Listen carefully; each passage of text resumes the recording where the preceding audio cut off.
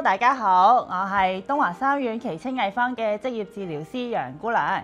今次咧想透過呢條短片同大家介紹下我哋中心設計嘅手工線紙藝術認知訓練包。呢一個藝術認知訓練包係由東華三院奇清藝坊嘅跨專業團隊製作，由職業治療師設計，去俾認知障礙症嘅長者同埋照顧者喺屋企可以參與到藝術創作。我哋期望透過呢一個嘅訓練包，可以俾長者同埋照顧者享受到創作時光，同時訓練到認知功能、手眼協調同埋精細動作嘅能力。而呢一個咁靚嘅訓練包係由以下呢一啲嘅機構單位贊助嘅。好，咁我哋即刻睇下呢一個訓練包入面有啲咩先。首先打開個訓練包嘅時候，會見到一個說明書，除咗介紹我哋嘅中心服務之外，入面咧亦都有一步一步咁簡介以下嘅一啲創作守則同埋方法嘅。之後我哋會見到有幾樣嘅物資，分別咧就有一個膠水，有2包唔同顏色嘅毛啦，同埋有2把線骨嘅。今次嘅訓練包完成咗之後，我哋可以製作到2把咁靚嘅線嘅。喺個手工包入面有2個線骨，分別咧配2組唔同嘅冷線。咁啲顏色咧已經大致配好咗，但係你都可以按自己嘅喜好去配搭顏色嘅。好，事不宜遲，我哋馬上開始去整呢一把咁靚嘅線啦。我哋就攞其中1包冷線嚟到做今次嘅示範啦。呢一組顏色咧完成咗之後咧，就會係呢一把偏向暖色調嘅線。咁我哋打開呢一包冷線包先，入面咧會有呢一把線嘅流蘇啦，同埋咧有一啲花仔。呢啲花仔咧可以最尾嘅步驟入面咧，我哋再黐上去嘅。毛冷方面咧，我哋會有一啲嘅粗冷，亦都會有一啲嘅幼冷嘅。咁我哋今次咧就會先以粗冷嚟開始咗先，因為粗冷咧比較容易啲去穿線。咁我哋可以當練習咧，先做咗呢個部分先。首先我哋揀一隻你中意嘅顏色嘅粗冷，拆咗個包裝，然後咧我哋解開個線頭。咁拆開咗個粗冷之後咧，我哋就可以開始穿最上面嘅部分啦。最上面嘅部分咧會係線嘅線邊。咁我哋咧先將呢條毛冷咧拎起，然後咧毛冷中間嘅位置開始咧，我哋可以擺喺線嘅最頂部。然後咧我哋將一邊穿落去個線骨度，不斷咁樣翹圈，直到咧成把線咧一路都翹晒個圈為止。咁如果你中意咧，可以疏少少，有一個嘅好似螺旋咁樣嘅形狀。但係如果你唔中意，你中意密啲，好似呢一個示範咁樣咧，咁你就可以咧同一格入面咧圈幾個圈，例如好似咁樣。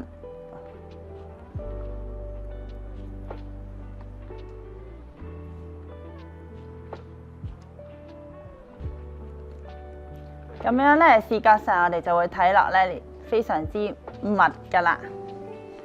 咁穿完右手邊，亦都可以咧用同一個方法咧穿埋左手邊嘅線，直到咧成把線嘅線緣咧都已經圍晒呢一啲嘅毛冷為止。咁咧製作呢一把線嘅期間啦，其實會有好多重複嘅步驟嘅。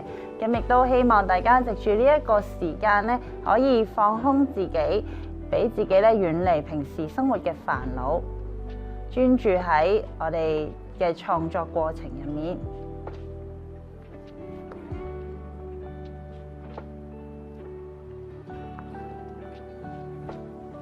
咁喺製作呢一把線嘅時候咧，我哋可以又播放下一啲音樂啦，盡量咧令到呢一個創作時候嘅空間咧係環境舒適嘅。咁啊，有時候咧，認知障礙症長者咧去學一啲新技巧嘅時候，一開頭會覺得好困難，但係咧慢慢當佢哋練習多咗，反而咧呢一個嘅重複性咧會令到佢哋更加容易去掌握啦，亦都可以容易啲維持到個專注力。咁所以譬如編織呢一啲比較重複性嘅動作咧，我哋有時都會鼓勵長者多啲去做。除咗可以訓練專注力之外咧，亦都可以同時訓練到啲小手肌去運用嘅。咁話咁快咧，其實就已經穿好咗成個線邊啦。咁最尾嘅部分咧，剩咗少少冷嘅尾嘅。咁我哋可以將呢一個尾咧綁起嚟，咁就打一個好簡單嘅平結啦。將佢咧穿起咗。兩邊都係，咁穿完之後咧，其實唔需要即刻剪住嘅，你可以等到成把線咧都已經穿好晒其他部分之後咧，一次過將啲繩頭咧就剪咗佢。咁咧喺呢一個線邊咧就大致完成啦。咁我哋就做下一部分啦吧。好，咁咧依家咧就輪到第二條線咯。咁第二組嘅線咧，我哋開始咧就穿嗰個線嘅中間部分啦。咁你會見到咧，中間有好多條嘅一條條嘅線骨。咁我哋咧就將呢一啲嘅毛冷咧上下咁樣穿過呢一啲嘅線骨。咁然後咧去到一邊完成咗啦，我哋就調翻轉頭穿翻另一個方向咯喎。好，咁咧一開頭上面嘅部分咧，我哋可以選擇淨係穿中間呢幾排，然後咧就上下上下上下，如此類推咧，一路咧就將呢條線咧就打橫拉，咁咧你就會見到呢條毛冷咧係穿喺呢一啲嘅線骨嘅上下梅花間竹咁樣穿起咗噶啦。咁咧我哋將呢一個嘅線咧一路拉到尾啦，去到差唔多最尾嗰個位置咧，我哋輕輕又係好似頭先咁樣打一個平結，定咗佢喺其中一條線骨度先。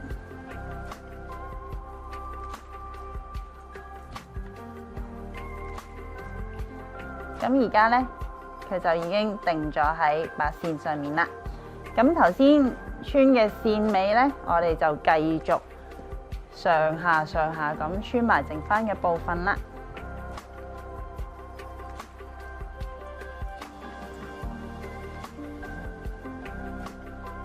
咁咧可以先將呢啲線咧穿咗過去先，然後咧去到穿好晒啦，我哋再一次過將佢拉翻起，咁咧再整理翻嗰個外形咧，就會比較容易啲啦。咁依家咧就完成咗第一排嘅線咯喎。咁多咗嘅線咧，我哋就向翻頭先另一個方向咧，重新再嚟上下咁樣穿咯喎。今次咧要同上一行嘅線咧調翻轉，頭先嗰行如果你係搭條線喺面嘅時候咧，今次呢一行咧條線就會搭底。調轉一樣，如果佢本身係搭底，今次咧就會變咗搭面噶咯噃。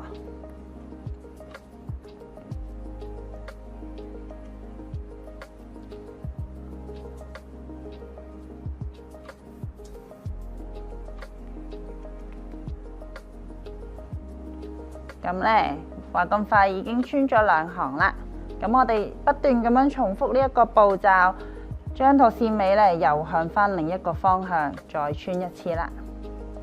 咁咧話咁快咧就已經穿到去粗線嘅尾啦。咁我哋咧將呢一個尾咧就喺其中一條線骨嗰度咧，又係簡單打一個平結，等佢唔好周圍喐，咁就可以啦。咁依家咧簡單綁咗個結咧，其實佢就已經大致定咗個位㗎啦。咁一樣啦，線尾咧我哋留翻最尾先剪。咁我哋又揀另一條嘅粗啦，又繼續我哋頭先嘅過程咯喎。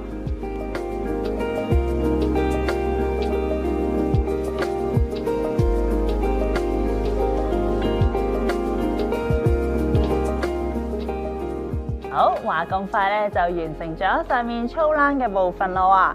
咁之後咧，我哋就可以用埋其他嘅材料啦。你會見到嗰個藝術包入面咧，仲有一啲嘅絲帶啦，同埋幼冷嘅。咁你可以按你嘅喜好去揀選下一部分嘅材料咯喎。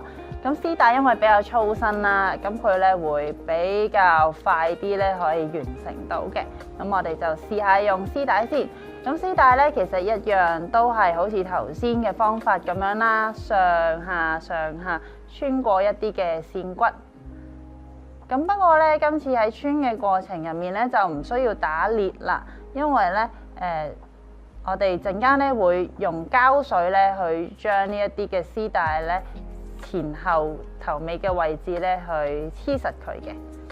咁所以我哋只需要將呢個絲帶一條一條上下穿過晒所有線骨就可以啦。咁多咗嘅部分呢，我哋可以用鉸剪剪走佢嘅。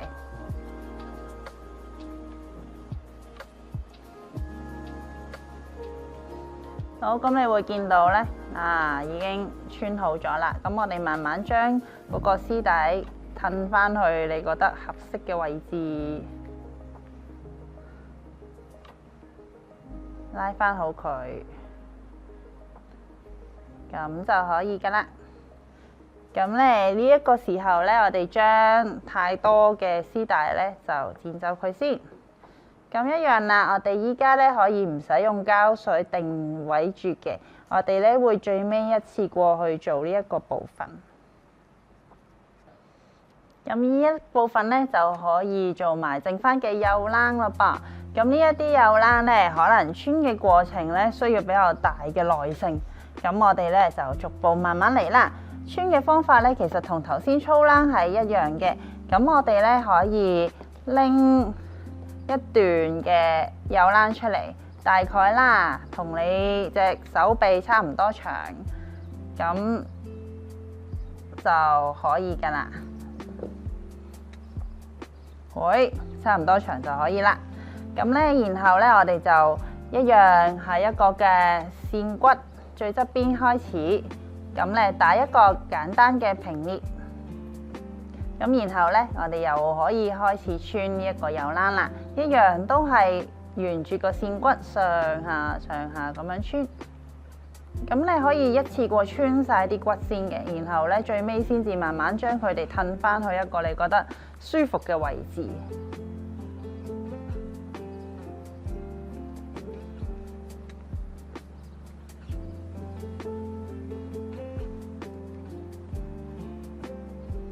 咁如果喺呢個穿線嘅過程入面呢，大家覺得真係非常困難啊，幼冷呢太過幼細，好難穿起嘅話呢，咁大家可以改為呢用埋其他款嘅絲帶啦，咁呢去完成晒成個創作，咁就會比較容易同埋快捷嘅。咁但係如果想俾啲挑戰自己，咁我哋呢就用幼冷俾啲耐性。穿多幾行啦。咁咧打結嘅部分咧係確實因為比較幼細啦，咁所以咧會難啲嘅。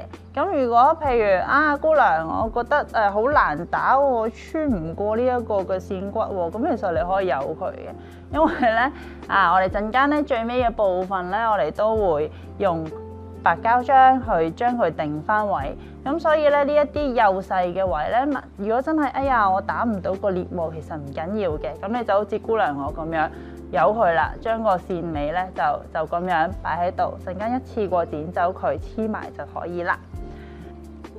好，咁最尾咧呢條幼冷都穿好啦，咁一樣啦。如果可以嘅話咧，你可以選擇綁一個平結啦。但係咧，如果太幼細啦，你冇辦法綁到嘅話咧，其實都唔緊要嘅。我哋陣間咧都會用膠水咧再將佢定位嘅。咁咧而家咧大致個把線嘅部分咧就完成咗啦。如果你中意嘅話咧，當然可以穿埋下面啦。咁咧剩翻落嚟嘅材料咧，我哋就可以睇下要唔要翹埋個線柄啦吧。咁我哋可以拎起一條絲帶啦。咁然後咧，如果你按你嘅喜好中意嘅話咧，你可以選擇將呢個絲帶咧捲起嚟。咁去到最尾嘅部分咧，你可以將呢條絲帶尾咧就穿落去頭先捲嗰個圈圈嗰度。咁呢一個流蘇咧，呢個流蘇咧就有一個繩圈喺上邊嘅。咁我哋只需要將呢一個繩圈咧穿過個線柄嘅窿，然後咧將佢套入去，就可以穿起成個嘅流蘇噶啦。咁咧就已經掛好咗個流蘇。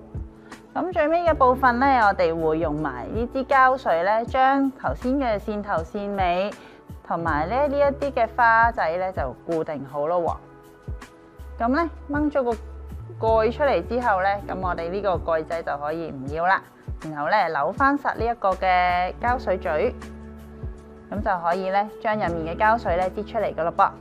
咁咧頭先每一個步驟入面咧，我哋都有個繩嘅尾嘅。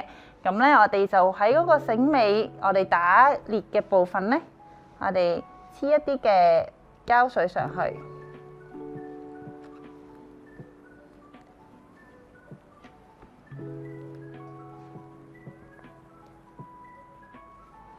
咁咧每一個繩嘅尾端，我哋都黐呢啲膠水啦。咁呢啲膠水咧，而家睇落咧係白色嘅，咁但係咧等佢乾咗之後咧，佢就會變成透明噶啦。咁所以咧唔會影響到把線嘅外觀嘅。好，咁將呢啲嘅位置咧都已經擠晒膠水，黐好咗之後咧，咁我哋就可以將多餘嘅繩頭咧就剪咗佢咯喎。咁我哋可以預備一把鉸剪，咁啊小心唔好剪到手啦。然後咧，我哋將呢啲嘅繩頭咧就剪咗佢。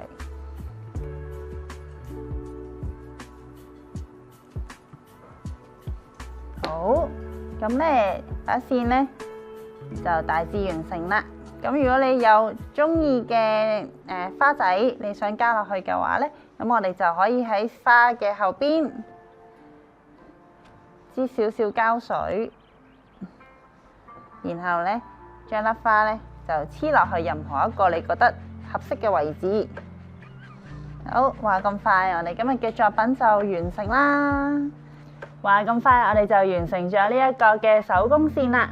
希望各位長者同照顧者可以透過呢一次嘅藝術創作，享受到一個輕鬆愉快嘅相處時光。我哋下次再見啦，拜拜。